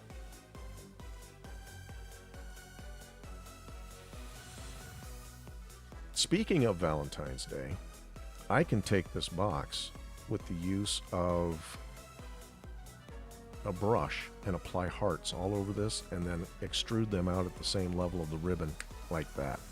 And you know what? For Valentine's Day, if I don't do it, remind me and we'll do it together. In any event, I do have to cut it off here because I got to go make some dinner for myself and the rest of the family. But it's been a pleasure chatting with you guys. doing the live stream with y'all. If you don't follow us, do so. It is to your advantage because we do a lot of this. I show up here at least twice a week, sometimes 3. I'll do a pop-up whenever I have time. Like I should be out here tomorrow morning. I've got a friend coming over to help me do some stuff around the house. In the shop, actually, we're in the process of kind of restructuring the whole layout of this place. But I'll probably stream before he gets here and after. So if you want to show up tomorrow morning, you can. I should be here. If I'm not, I apologize in advance and I'll do better. But I should be here tomorrow afternoon. You know what, I just realized that bow's got to come down on that lid. There's a little bit of a gap right there we need to fix. But I don't have time to fix it now. I will do that, though, before I print it. And then, who knows, maybe before the week is over, I'll have this to show you. And I can demonstrate the gift box functioning as it properly should. So, anyway, like I said, everybody have a good evening. Be good to each other. And just be nice. It's the holiday season. I want to create a model. Let's see, wait, that's why I bought them. Sale is still active. Couldn't pass that deal. Yeah, like I said, until I start making some money doing these sculpts, I gotta watch the budget. Although I did just get a box of filament again, shopping according to color, for some stuff that I need to print out for the family, which I need to get moving on because Christmas is next week. I want to create a model for a custom deck box for Lorcana. Form for me to print. That is, I want to create a model. Yeah, so what I was saying earlier, and this is something to be aware of, is, you know, you can create stuff outside of Nomad and bring it into Nomad. So if you have a box that you've made in Fusion or Blender or whatever, you can bring it in here and do some fast sculpting on it and then kick it back out. Either Bamboo Studio for printing or back out to Blender or whatever. You can also take this box. Where's my pen? You know, and again, I don't have my brushes set up here on my iPad. I have custom brushes with shapes set up. But like if I were to go in here and grab my mask, I really got to do something with that. And then if I come over here, so let's see, we got the mask tool. You know, you've got all these default patterns. That's not going to do it the way I want. I have to apply this in a, hold on. It's in here. Triplanar. So I can apply textures like this to my objects and then use the mask. So if I were to, let's say, hold on, where is it? Triplanar, where's the scale? Scale, there it is. So if I wanted a bunch of, you know, diamonds or whatever on this box like this, I could apply this, and I'd and then, well, there you go. That's how it works. And then I would do it while it was still all one box before I split it, for obvious reasons, because matching it up with on another object, getting it to match the other object would be a little bit of a pain.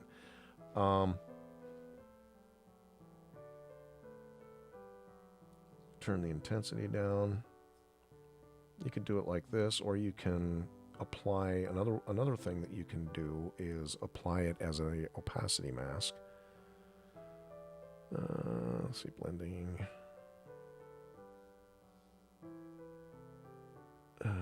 Where I'm used to having a screen this big, so I'm trying to smooth shading, opacity, textures. There we go, opacity.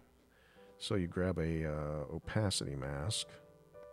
I think it should be in the Nomad folder. Textures, basket weave.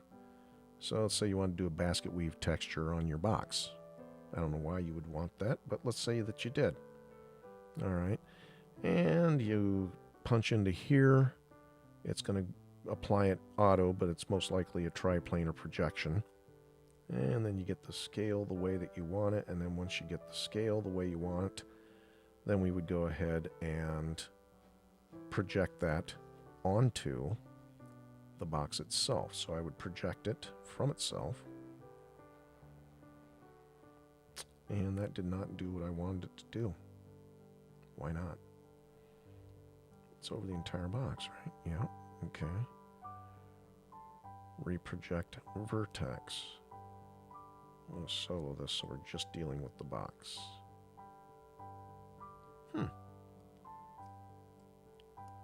Should project it as a mask onto the surface.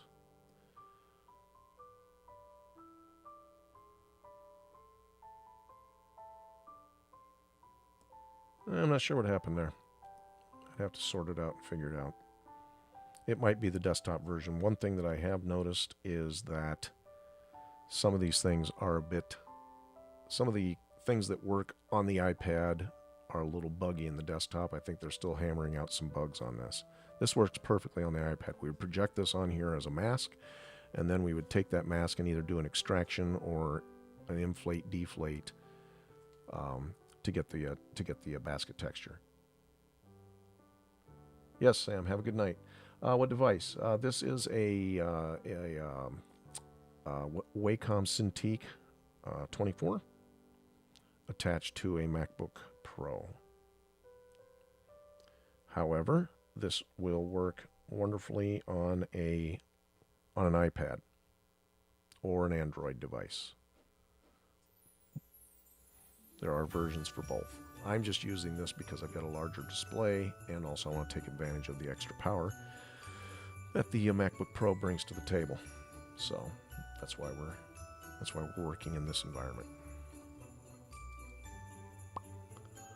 All right. Well, as I said earlier, I am getting ready to log off here, so I will be back hopefully tomorrow morning.